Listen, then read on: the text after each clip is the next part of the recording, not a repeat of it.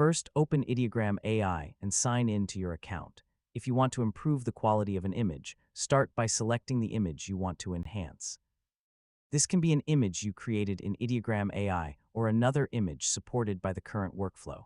Open the image and look for available options related to editing, enhancement, or upscaling.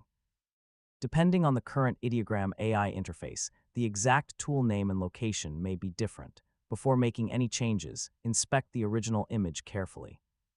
Look for areas that appear blurry, soft, pixelated, or lacking detail. If the main problem is low resolution, look for an available upscaling or enhancement feature. If the problem is with the actual design, you may need to use an editing or remixing workflow instead.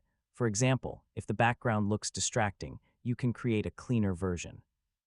If the lighting is weak, you can try generating an improved variation with clearer lighting instructions. When using a prompt for editing, be specific about what you want to improve.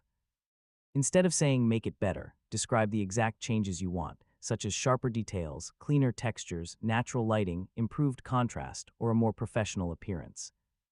Apply the changes and wait for Ideogram AI to process the image. Once the result is ready, compare it with the original.